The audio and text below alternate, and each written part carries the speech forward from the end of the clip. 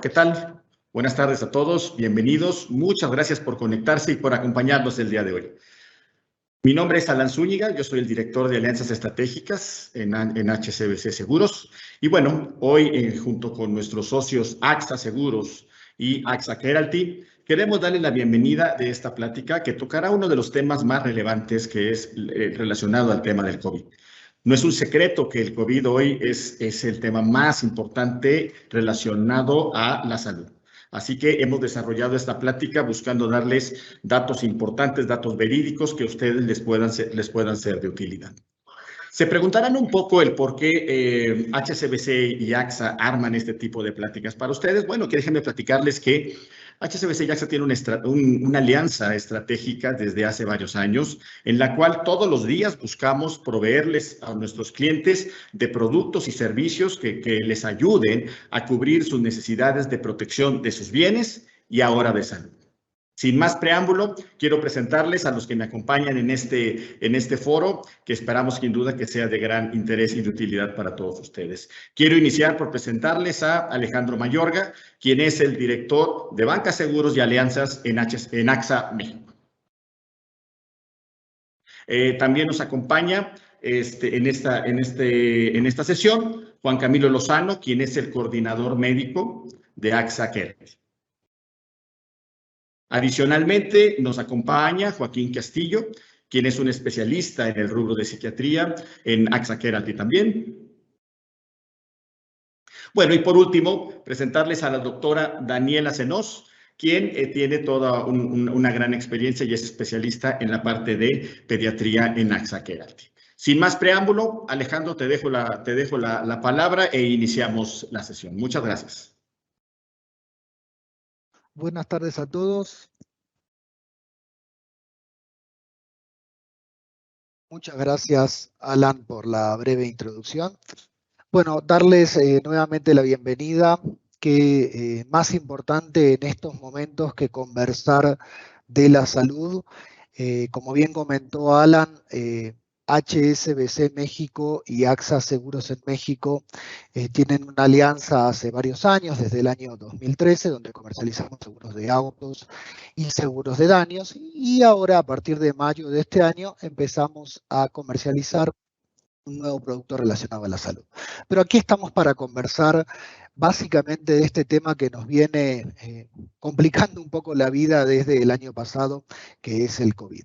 Para eso nos acompañan nuestros médicos hoy, que ya hemos hecho la introducción, y la verdad es que creo que vamos a conversar de un tema muy importante y es cómo avanza en estos días la pandemia y por otro lado cómo regresamos a atender nuestra salud. Hemos dejado de atender muchas cosas durante este tiempo, pero si hay algo muy importante y tiene que ver con lo que venimos conversando hasta ahora, es que no podemos dejar de atender nuestra salud. Es por eso que hoy, como ya comentó Alan, nos acompañan nuestros colegas médicos y le estoy dando en este mismo momento la palabra a Juan Camilo Lozano para que nos comience a contar un poco de qué va, cómo continúa hoy la pandemia y cómo atendemos nuestra salud. Adelante, Juan Camilo. Bienvenidos a todos.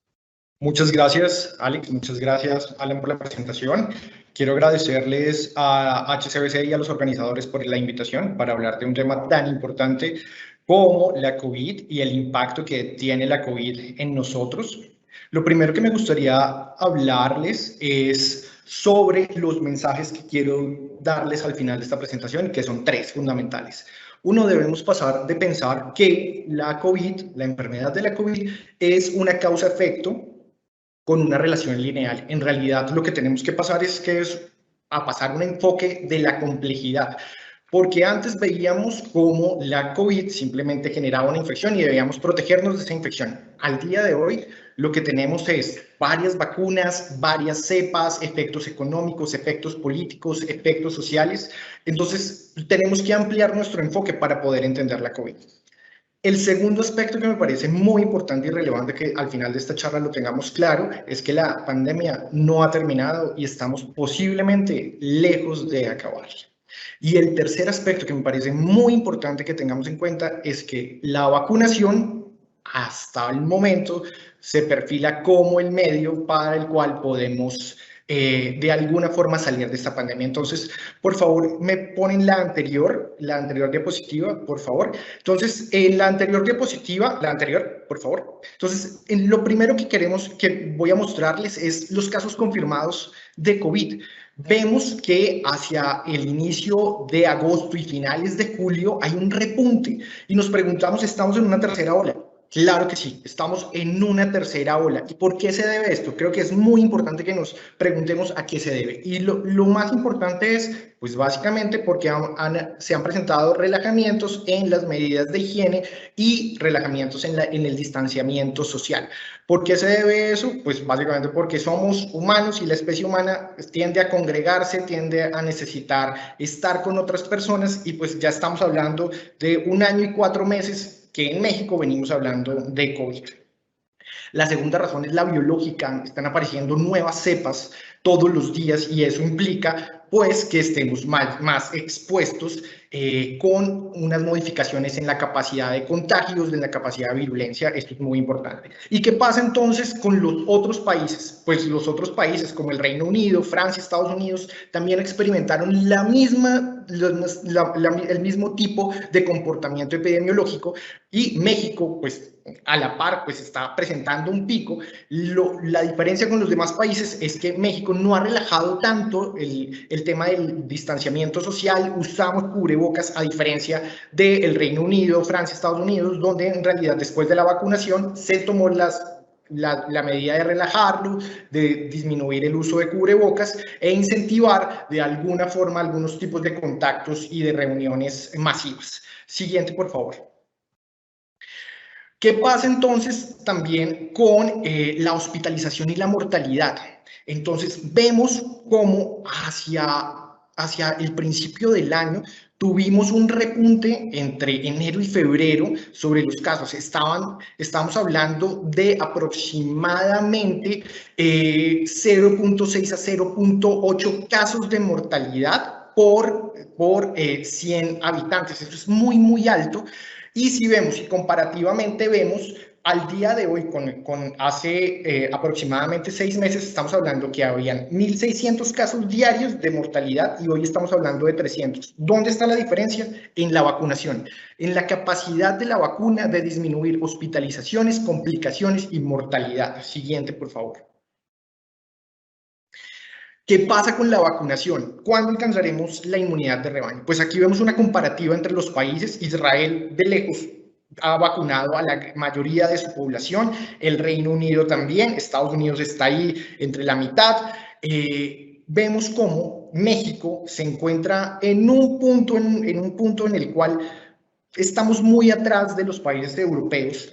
Y cuando hemos hablado de la inmunidad de rebaño, hemos hablado sobre la importancia de alcanzar al menos el 75% de la población adulta vacunada. Eso lo hablábamos al inicio de la pandemia cuando los modelos matemáticos eran mucho más fáciles de seguir. Ahora, como hablábamos al principio, nuevas cepas, vacunas con diferentes tipos de efectividad, pues eso nos pone en un contexto, como hablábamos al inicio, de complejidad. No podemos aplicar un modelo lineal, sino es un modelo de complejidad que comenzaremos a usar para determinar cuándo vamos a salir de la pandemia. Y la mala noticia de esto es que probablemente con las nuevas cepas tengamos que vacunar al 90% de nuestra población. Sin embargo, modelos matemáticos aparecerán y veremos en el futuro. Siguiente, por favor. ¿Qué pasa entonces en la relación de vacunados parcialmente y vacunados completamente? Vemos aquí una comparativa donde México ha vacunado en total a casi el 40% de la población. Sin embargo, de ese 40%, la mitad está vacunada completamente. Lo que sabemos hasta el momento de la efectividad de las vacunas es que debemos vacunarnos completamente para alcanzar esa efectividad. Por tanto, pues lo que estamos tratando de hacer es alcanzar rápidamente a los demás países europeos para disminuir las posibilidades de que aparezcan nuevas cepas, pero es un llamado a la responsabilidad de todos de vacunarnos. Si logramos cortar la cadena de contagios, es menos probable que nos infectemos. Y si nos infectamos mucho menos, es menos probable que el virus vaya a mutar. Como sabemos biológicamente, los virus mutan y es su capacidad de sobrevivir las mutaciones. Por tanto, hay que cortar, y es una prioridad mundial, cortar la cadena de contagios. Siguiente, por favor. Y esta pregunta y esta última diapositiva que traigo es una pregunta que todos nos hacemos todos los días. ¿Será necesario revacunarnos? La primera gráfica, la gráfica que van a aparecer a la izquierda, es tomada de un artículo del New England donde compara la efectividad de la vacuna de Pfizer y la vacuna de AstraZeneca y cómo con una dosis y con 2 dosis mejora sustancialmente la efectividad. Y además, la ganancia de este gráfico es que lo compara con la cepa delta. Entonces, vemos cómo hay una disminución de su efectividad, pero eso debe llevar a concientizarnos de la importancia de la vacunación para disminuir las hospitalizaciones y la mortalidad. Tenemos que hablar una cosa súper importante y es si debemos, digamos, cambiar el concepto de si estoy vacunado no me puedo contagiar. Claro que te puedes contagiar, puedes desarrollar la infección, puedes claramente disminuir el conteo de virus que hay en tu cuerpo, pero el tema fundamental es que sí podrías transmitir la infección. Entonces es importante, en el segundo panel que vamos a ver, se muestra cómo es el comportamiento biológico de las inmunoglobulinas o la inmunidad que provee la vacunación. Estamos hablando que la vacunación puede tener de 6 a 1 año de duración. Sin embargo, solo estamos hablando desde el punto de vista de un sistema humoral, o sea, de uno de los muchos sistemas de la inmunidad. No, es imposible biológicamente al día de hoy medir la capacidad de las células, de la inmunidad celular para dar respuesta. Y entonces la respuesta a esta pregunta será: no lo sabemos, esperamos y estamos esperanzados en que la inmunidad pueda durar algo más que 1 año y los procesos de vacunación pues los podemos llevar a cabo. Entonces, para terminar, quiero dar tres conclusiones y recordarlas rápidamente. La COVID debemos pasar de un sistema de simple correlación a un sistema de complejidad donde hay muchos factores implicados. Lo segundo, la pandemia no se ha acabado y debemos seguir sosteniendo las medidas de higiene y distanciamiento social y uso de cubrebocas. Y tercero, la vacunación es un llamado a solidarizarse, es una decisión individual, pero con un comportamiento social. Muchísimas gracias.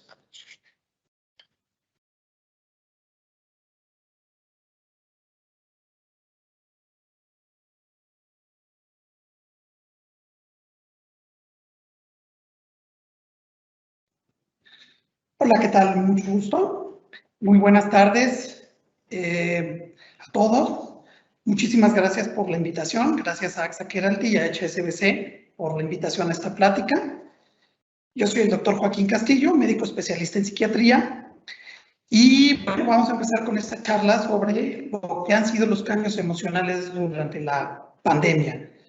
La siguiente, por favor. Como introducción, quiero que podamos reflexionar un poquito sobre todos los cambios que hemos tenido a 1 año ya más, 1 año y medio de la pandemia, todo lo que ha venido en nuestros cambios personales, todo lo que ha implicado hacer actividades diferentes. Entonces, ¿qué cambios hemos tenido a 1 año de la pandemia? Bueno, hemos tenido que crear espacios adecuados para trabajar o espacios adecuados para ir a la escuela. Hemos tenido que adaptarnos en la casa a buscar lugares, porque antes no lo teníamos, en donde podamos colocar nuestras computadoras, en donde podamos tener acceso a la información. Entonces, las reflexiones son, tenemos computadoras suficientes en el hogar, por ejemplo, si papá tiene que trabajar, si mamá tiene que trabajar, si los hijos tienen que ir a la escuela y se tienen que conectar.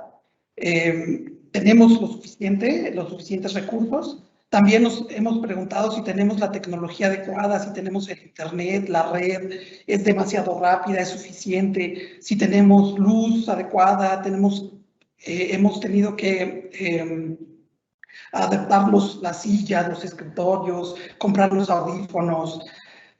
Otra reflexión sería, ¿sabemos usar correctamente la tecnología? Hemos aprendido a utilizar estas plataformas que nos acercan más y que nos ponen más en contacto y en donde tenemos que trabajar tanto papás como niños, hijos, pero realmente sabríamos utilizar esta tecnología.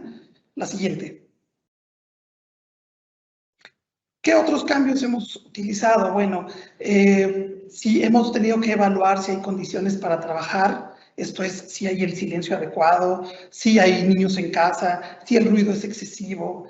También otro de los cuestionamientos que nos hemos hecho es si el trabajo ha sido excesivo o si las tareas son excesivas en nuestros hijos o en la casa. Y obviamente esto va a influir mucho en nuestras emociones. El encierro, como bien lo decía el doctor Juan Camilo, somos una sociedad en donde necesitamos convivir con otras personas, pues esta pandemia nos ha traído un encierro y la población joven es la que se ha afectado bastante. ¿Por qué? Porque ya no hay el mismo contacto social que teníamos antes. Los niños, si tenemos un niño, por ejemplo, que tiene mucha energía o niños que tienen hiperactividad, esto también les ha afectado. El hecho de estar más tiempo encerrados en casa forzosamente tiene que afectar las emociones de nuestros hijos. ¿Qué hemos tenido que hacer? Bueno, menor convivencia social también. Hemos tenido que disminuir las reuniones y esto nos ha hecho que tengamos menor convivencia. Hemos tenido que adaptar medidas de distanciamiento social como algo que nos ayuda mucho a protegernos.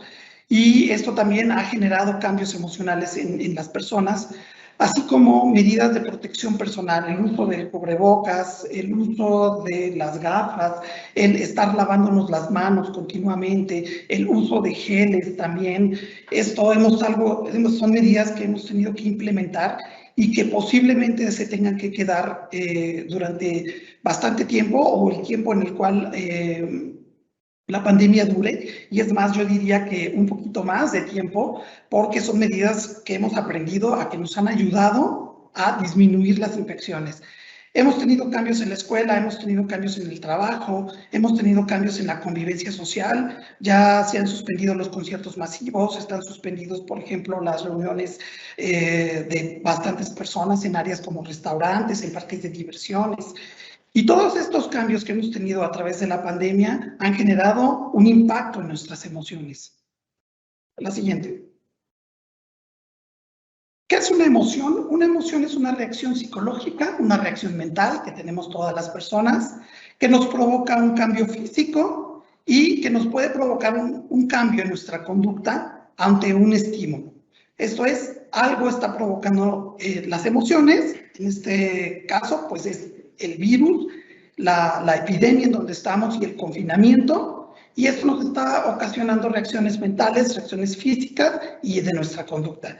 ¿Y para qué sirven nuestras emociones? Las emociones sirven para interactuar con el ambiente, para poder adaptarnos adecuadamente al ambiente y también para interactuar con personas y uno mismo. El hecho de que podamos saber qué es cuáles son nuestras emociones nos ayuda a que nos podamos motivar internamente y sacar adelante las situaciones más complicadas que estamos viviendo. Adelante, la siguiente, por favor. ¿Cómo se han modificado, cómo se pueden modificar nuestras emociones ante un eventual regreso a la normalidad o ante un confinamiento nuevo? Tenemos que preguntarnos a qué nos enfrentamos, qué emociones nos generan todos estos cambios que les estoy explicando o que les puse que hay o que hemos tenido que hacer a raíz de la pandemia. Entonces, ¿qué nos está provocando estos cambios? ¿Qué te provoca? ¿Te provoca miedo? ¿Te provoca ansiedad? Por supuesto que te puede provocar incertidumbre porque las situaciones van cambiando continuamente, nos provoca felicidad, nos provoca tristeza. Entonces, lo que tenemos que hacer es evaluar el riesgo o evaluar el estrés que hemos tenido, que ha sido prolongado, derivado de la infección del virus, y esto forzosamente va a alterar nuestras emociones. La siguiente. ¿Cómo pueden ser nuestras emociones ante la pandemia, ante el retorno, nuevamente digo, un eventual retorno o ante un eventual confinamiento nuevamente? Bueno, tenemos que identificar cuáles son las principales emociones que tiene el ser humano. Yo les presento las 4 principales que podemos presentar ante este tipo de evento. Por ejemplo, tenemos el miedo, que puede tener un espectro de ansiedad, preocupación, angustia, y nos puede servir para darnos cuenta de un peligro o protegernos. También podemos tener enojo, que esto puede tener un espectro también de ira, furia, molestia, agresividad o violencia. Y esta emoción nos sirve para darnos cuenta de lo que no nos gusta, para defendernos. Podemos tener otra emoción, que es la alegría, que puede tener matices de sentirme contento, de sentirme feliz, de sentirme eufórico, y esto nos sirve para darnos cuenta de lo que nos gusta o de lo que nos puede traer un beneficio. Y también otra emoción muy frecuente durante esta pandemia puede ser la tristeza, en donde nos sentimos desanimados, sin ganas de hacer nada, solos. Y bueno, esto nos sirve para darnos cuenta de lo que nos lastima, de lo que nos duele. Y si ustedes pueden identificar sus emociones con este cuadro, pueden darse cuenta que estas emociones han fluctuado mucho durante este año y medio que hemos estado confinados. Hemos tenido periodos de miedo, enojo, alegría, tristeza. La siguiente, por favor, la siguiente diapositiva. En esta diapositiva yo les traigo un ejemplo de cómo nuestras emociones han ido cambiando. En el punto número 1 pongo inicio de la pandemia. Nos remontamos a marzo del 2020, en donde la pandemia llega aquí a la Ciudad de México. Y bueno, nosotros nos sentimos sorprendidos, nos sentimos desconfiados, no sabemos qué es lo que va a pasar. Hay algunas personas que se muestran incrédulas a las situaciones que estamos viviendo. La pandemia llega a México y bueno, ¿qué sentimos? Más desconfianza, sentimos miedo, empezamos a ver que los contagios empiezan a aumentar. Esto empieza a aumentar nuestras emociones relacionadas al miedo, a la ansiedad, a la angustia. Nos avisan de la primera ola de contagios y nuestro miedo, nuestra angustia crece más. Empezamos a perder gente conocida, empezamos a perder gente que trabajaba con nosotros como médicos y que hemos estado trabajando muy de cerca con esta epidemia. Empezamos a perder gente que estaba muy cercana a nosotros y esto nos genera más miedo, más angustia, más tristeza. Viene la segunda ola de contagios y esto también nos genera se va a acabar la epidemia, nos genera tristeza, nos genera angustia, los duelos empiezan a aparecer por la pérdida de empleos, por la pérdida de familiares, por la pérdida de amigos, y esto también modifica nuestras emociones. En el punto 5 les coloco, nos cambian los semáforos epidemiológicos, nos dicen que estamos en semáforo amarillo, después pasamos a semáforo naranja, después pasamos a semáforo rojo, y obviamente esto aumenta nuestro enojo, nuestra frustración, el coraje, de repente de estar en semáforo verde.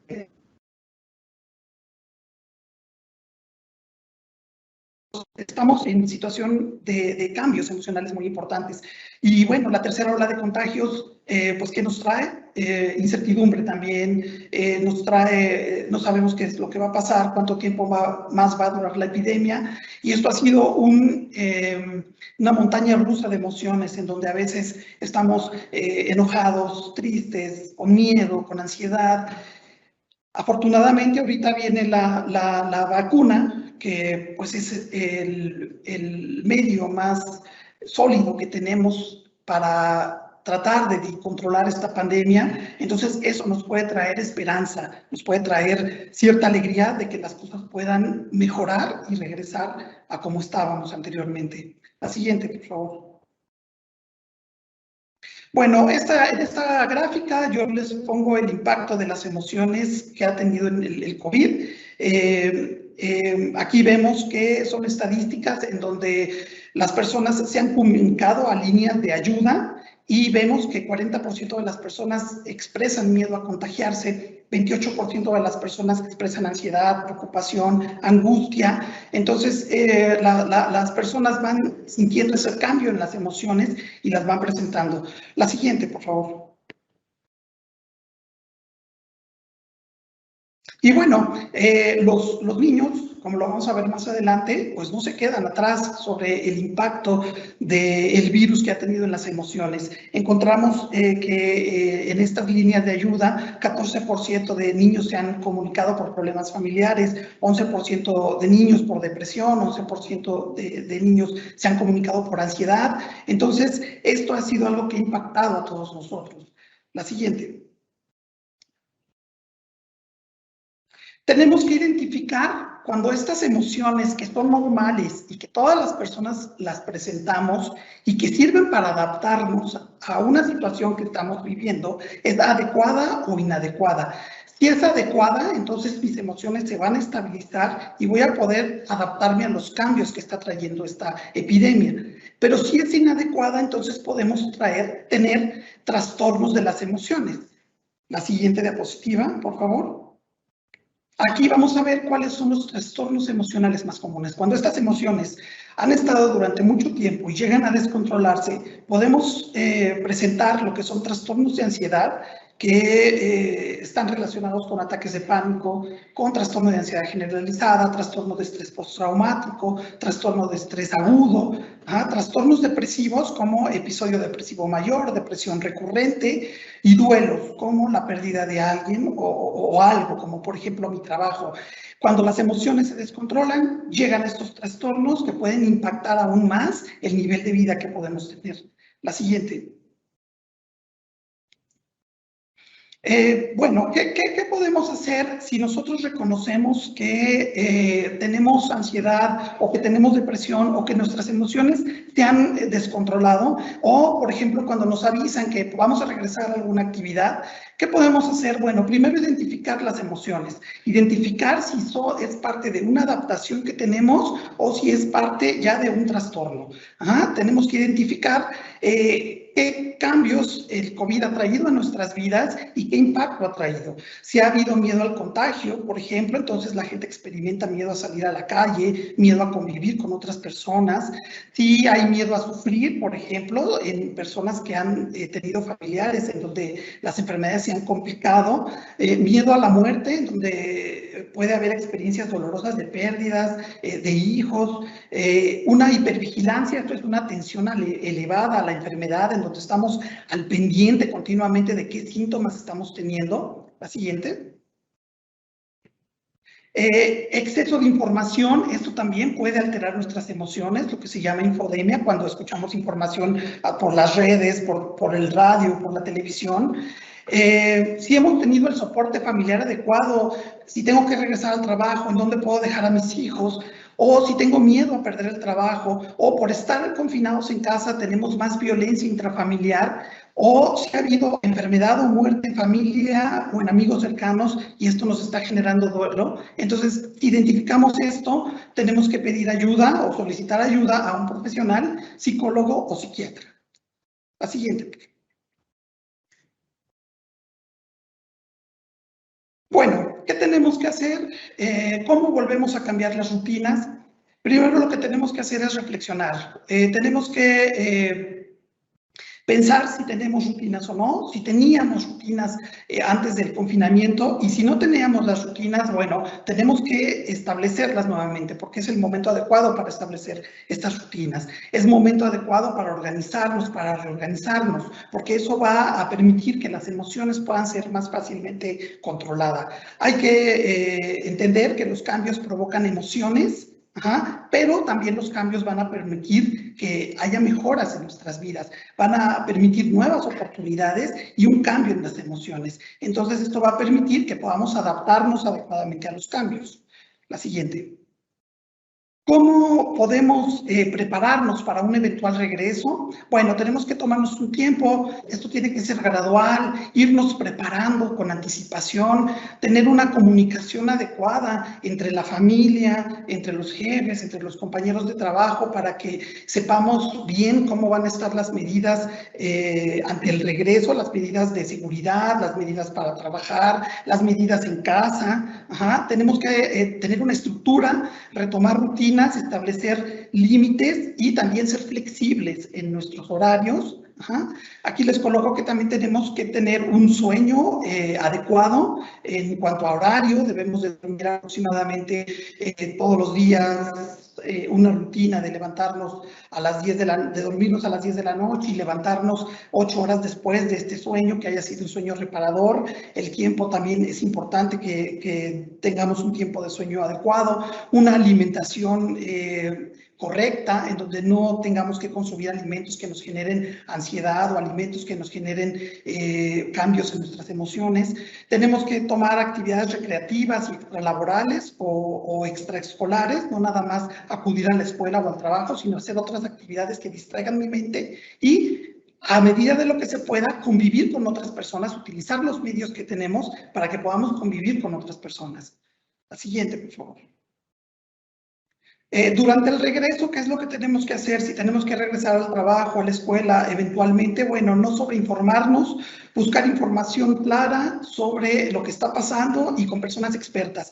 Tenemos que disminuir el uso de dispositivos, porque esto también nos puede generar cambios en nuestras emociones si es que estamos muchas horas pegados a dispositivos. Tenemos que identificar las emociones que nos provoca el que regresemos, si nos provoca alegría, ansiedad, enojo.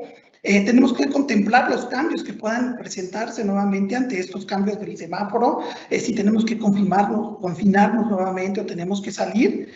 Tenemos que equilibrar las actividades entre la familia, el trabajo y las actividades recreativas, darnos tiempo para nosotros mismos y tenemos que construir sobre la marcha, adaptarnos adecuadamente a las situaciones que se nos vayan presentando.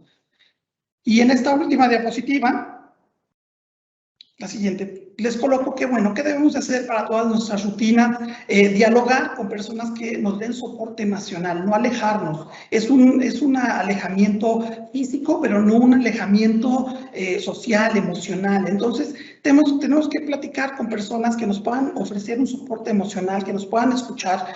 Tenemos que meditarnos, hacer relajación. Esto va a reducir los niveles de ansiedad y el enojo.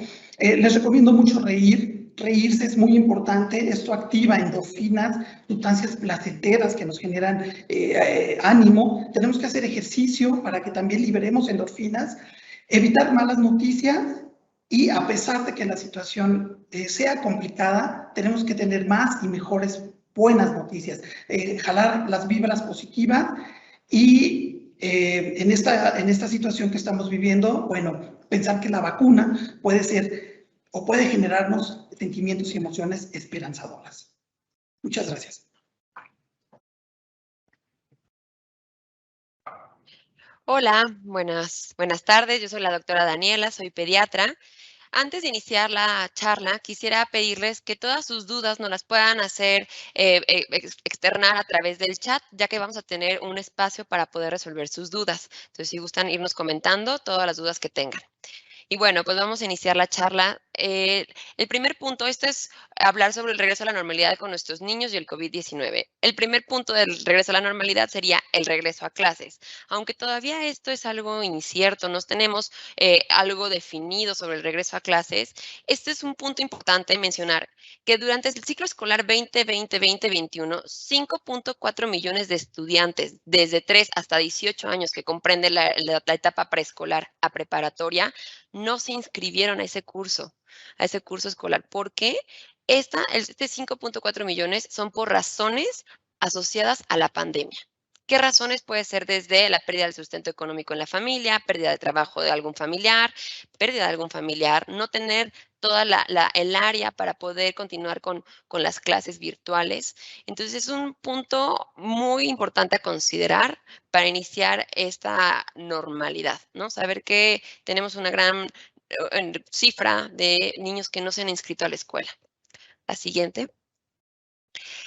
Una vez que sepamos que vamos a regresar a clases o simplemente el regreso al ciclo escolar en casa, hay algunas escuelas que están proponiendo el método híbrido, que es semipresencial y virtual, tenemos que crear rutinas. Las rutinas, como mencionaba ya el doctor Joaquín, es algo vital, es algo que nos ayuda a nuestro día a día y a nuestros niños también. También tenemos que crearles rutinas desde la hora de levantarse, no por estar en casa, no por tener un día que no vamos a la escuela, se puede levantar tarde o puede evitar el desayuno o puede tomar las clases en la cama. Así no debe de ser. Nuestros niños les tenemos que enseñar las rutinas y eso va a garantizar que también ellos estén en un ciclo adecuado de estudio y un ciclo normal, lo que estaban acostumbrados. Aunque llevamos un año y medio en otras circunstancias, la creación de rutinas es lo que nos ayuda y nos ayuda también a nuestros niños. También tener horarios para dormir, a lo mejor algunas veces es un poco más complicado ya que la actividad diaria del niño no le permite ajustarse a horarios para dormir, pero tenemos que fomentarlo.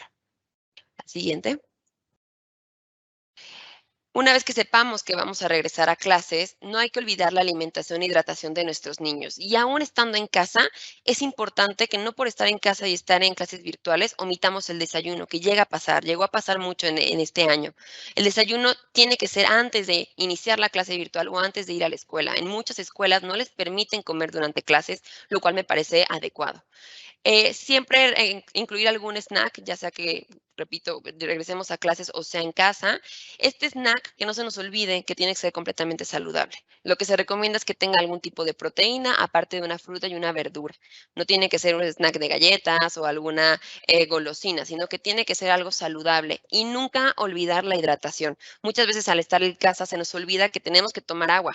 Tenemos que tomar agua y lo mejor sería que mandemos a nuestros hijos o estemos en casa con un termo que tenga agua simple, no se vale agua de sabor ni de frutas, es lo que más recomendamos, que sea hasta de 1 litro, de acuerdo a la edad, pero es lo que se recomienda, 1 litro de agua diario. Y eso se tiene que mantener durante la estancia en la escuela o en sus clases virtuales. La siguiente.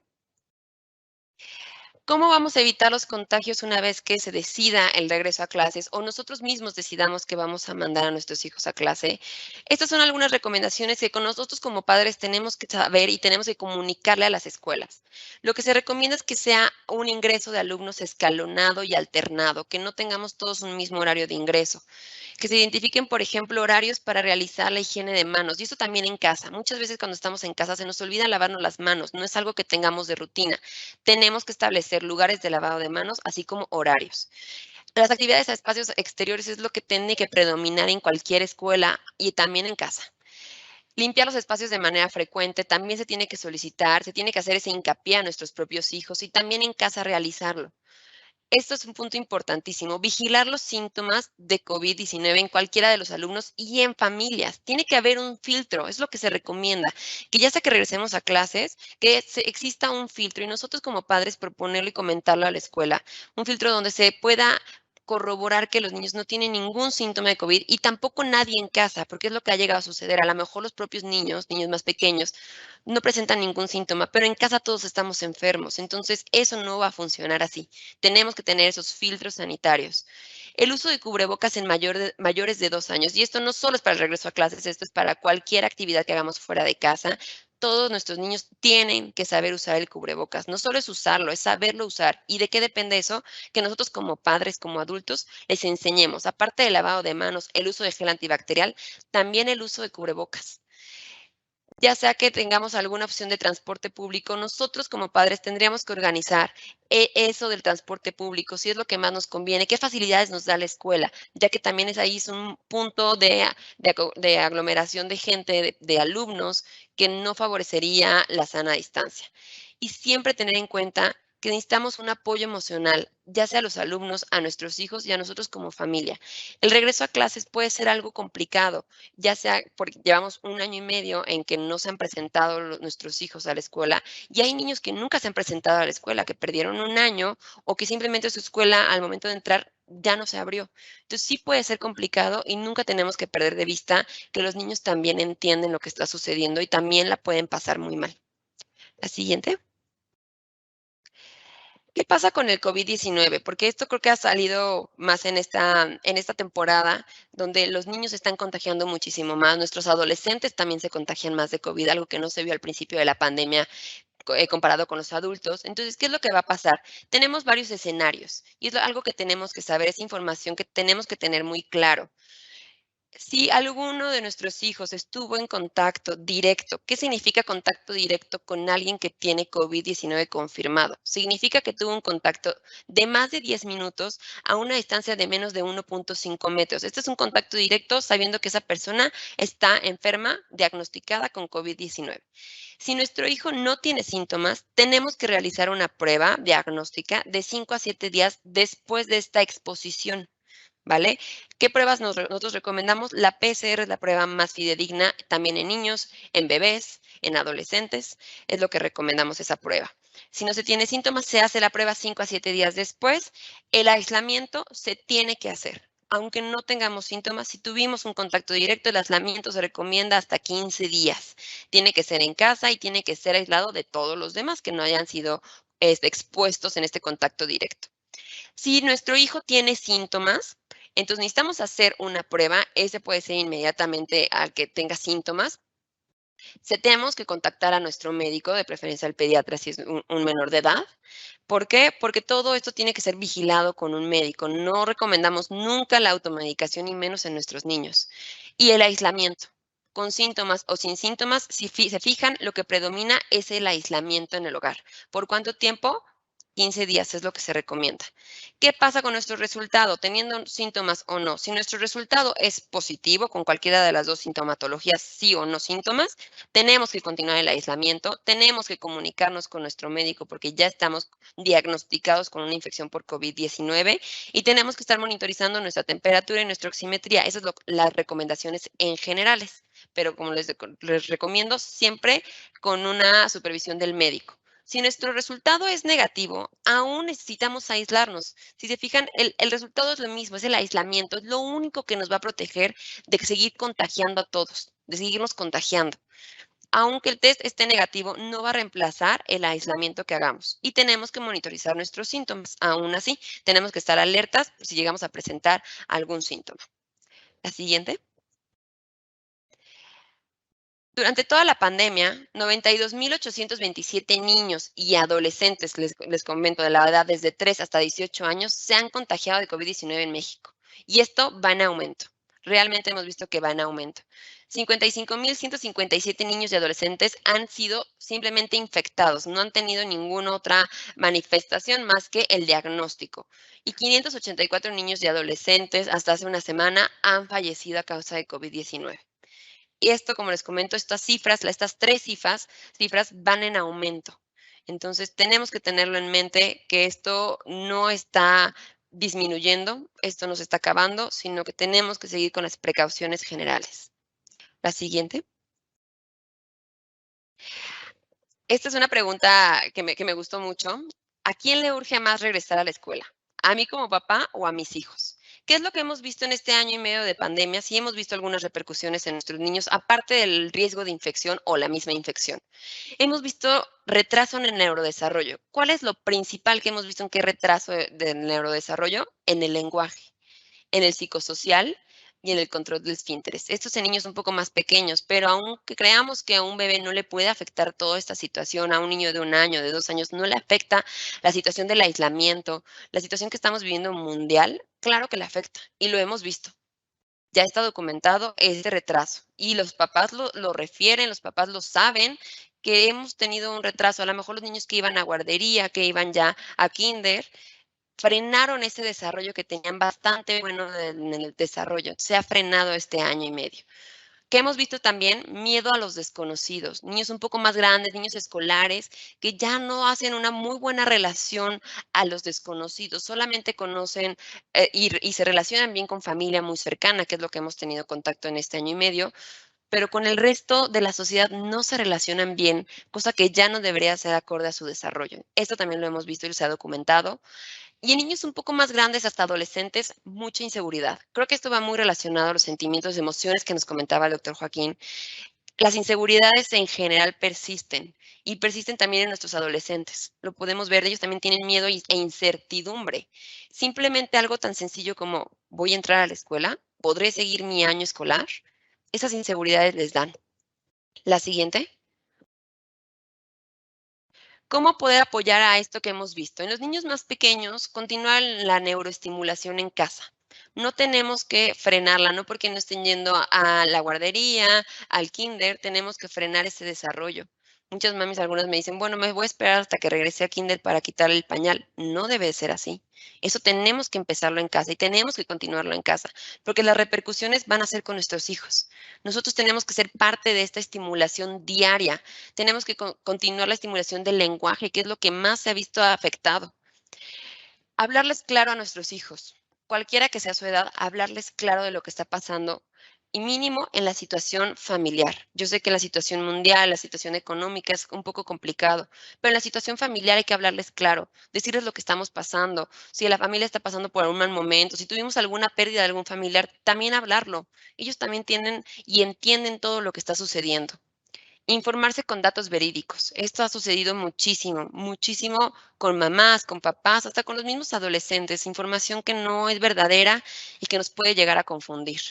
Comunicación directa con la escuela, saber qué va a pasar, saber cuáles son las medidas que nos recomienda la escuela, qué acciones van a tomar, porque las escuelas también tienen información, tienen algunos cambios que se han hecho y nosotros estar en comunicación de qué es lo que va a pasar y con eso ayudamos a nuestros hijos a disminuir inseguridades e incertidumbre. Y siempre, siempre solicitar apoyo psicológico. Puede ser apoyo, como les repito, familiar o de solo de nuestros hijos. La siguiente. Para terminar esta charla, esta imagen la vi y la verdad como pediatra y sé que como padres nos va a impactar mucho, está muy fuerte, que nos dice aquí la imagen, que el niño nos dice, mamá, no importa que pierda el año, que no socialice, y la mamá lo que contesta es, lo importante es no perderte a ti.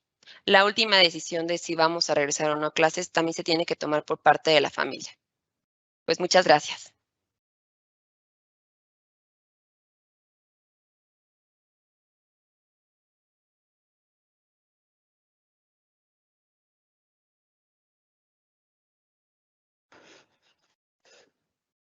Bueno, muy bien. Entonces, muchas gracias a los doctores. La verdad, excelente la información. Estuve escuchando atentamente y creo que complementa mucho las preguntas que nos hacemos todos los días, ¿no? Respecto a este tema, con la información que nos dio el doctor Juan Camilo y las estadísticas, la importancia de la vacunación. Luego el doctor Joaquín con la salud mental, no dejar de lado la salud mental es clave. Y por último, la doctora Daniela con los más pequeños y las recomendaciones de lo que viene. Así que muchas gracias a los tres. Ahora vamos a iniciar con una sesión de preguntas y respuestas, algunas de las preguntas que nos estuvieron haciendo, y muchas gracias a todos por el interés. Así que vamos con la primera, que es para el doctor Juan Camilo. Para regresar a las empresas, doctor, ¿qué tipo de pruebas de detección de COVID-19 se recomiendan hacer? Y adicional, nos preguntan, ¿las pruebas rápidas sirven? Adelante. Bueno, muchísimas gracias por esa pregunta, creo que es súper interesante. La primera recomendación para las empresas, para el retorno laboral, es mantengamos las medidas de distanciamiento social y de higiene. Creo que lo más importante en este momento es evitar el contagio. Ahora, la prueba, como bien lo decía la doctora Daniela, digamos, la prueba más recomendada y con más sensibilidad y especificidad para la detección de la COVID es la PCR. En cuanto a la prueba rápida tiene unas características especiales y por tanto se aplica a unos pacientes especiales. La prueba rápida de antígeno se debe aplicar a las personas que tengan síntomas y dentro de los primeros 7 días del inicio de síntomas. A todas las demás personas, a las personas que no tienen síntomas o queremos hacer una tamización o screening de aquellas personas por contactos, pues deberíamos recomendar el uso de PCRs. Muchísimas gracias, doctor, con la respuesta. Vamos con la segunda pregunta. Esta es para el doctor Joaquín. ¿Cómo puedo apoyar a un familiar que entró en una depresión fuerte durante la pandemia? Adelante. Sí, muchas gracias. Bueno, es una pregunta que muchos nos hacemos, es muy frecuente, porque como hemos comentado en la plática, las emociones han tenido un cambio muy importante. Lo primero es identificar las emociones que esta persona está presentando. ¿Cómo? Bueno, escuchándolo, acercándonos a él, acercándonos a la persona que tiene los síntomas, haciéndole preguntas sobre qué es lo que siente, sobre cómo se siente, sobre cambios que ha tenido, sobre sus emociones y cambios que puede haber también a nivel físico, por ejemplo, si está durmiendo más, si está durmiendo menos, si ha habido cambios en su alimentación o en el nivel de actividad. Es escucharlo, poder ser un soporte emocional, como les comentaba, poder no juzgarlo, sino ser empáticos. La empatía significa entender a las personas bajo el punto de vista de la persona que está sintiendo esa emoción, no sobre lo que nosotros pensamos. Y después de entenderlo y ser empático con él, bueno, podemos identificar qué tan grave o qué tanto están siendo estos cambios para que podamos ofrecerle el apoyo emocional de llevarlo con algún psicólogo, principalmente, y el psicólogo es el que va a poder identificar los síntomas que está presentando esta persona, y si son de gravedad, pues turnarlo con un psiquiatra. Entonces, lo importante es ofrecerles el apoyo emocional, saber que estás ahí para él, escucharlo, y en caso de que identifiquemos que los síntomas son más fuertes y generan disfunción, derivarlo con un especialista, médico general, psicólogo o psiquiatra.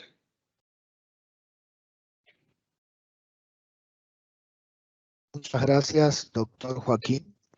Vamos con dos preguntas más para concluir en horario como corresponde. Gracias a todos por su interés. Nos encantaría contestar todas, pero seguro todo el mundo tiene también otras cosas que hacer. Así que vamos con la tercera pregunta para el doctor Juan Camilo. Se está hablando sobre vacunarse con dos tipos de vacunas como forma de aumentar la protección, o una tercera dosis, o una combinación de vacunas. ¿Esto funciona? ¿Cuál es su opinión? Adelante. Bueno, gran pregunta que tenemos toda la comunidad científica, porque esto solucionaría los grandes problemas que tenemos de disponibilidad de vacunas.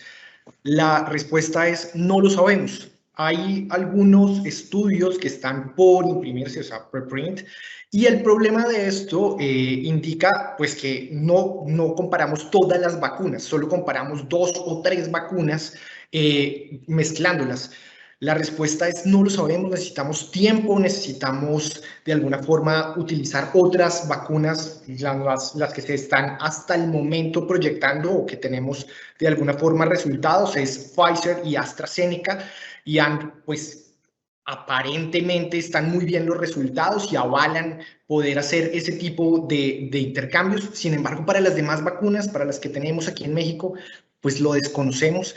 Veremos con el tiempo, ojalá se pueda, y dar una respuesta tal vez en 3 meses o 6 meses, tal vez ya podamos dar con total certeza la recomendación a favor o en contra. Muchas gracias, doctor. Vamos ahora con la última pregunta para la doctora Daniela. ¿Cuál es el panorama de contagios de COVID-19 entre la población infantil en México? Hay como comentarios o que la gente dice los niños no se contagian, y ya hemos visto casos de niños contagiados. Entonces nos gustaría saber cuál es este panorama y cómo lo ve usted, doctora. Sí, realmente es un comentario que escuchamos bastante, porque al principio de la pandemia la verdad es que los niños, su contagio era mínimo, ¿no?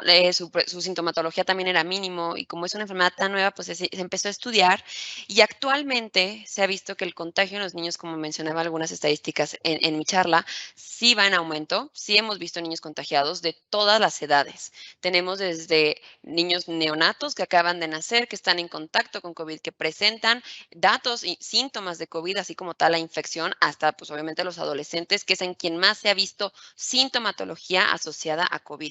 Los niños más pequeños, la verdad es que su sistema inmunológico los llega a proteger bastante, los protege más que a cualquier otro adulto, pero eso no es un hecho que no se vayan a enfermar. Los niños sí se enferman, los niños contagian mucho mucho más contagian los niños, ya que se presentan en su mayoría asintomáticos y no sospechamos que estén enfermos y ellos llegan a contagiar a muchos adultos.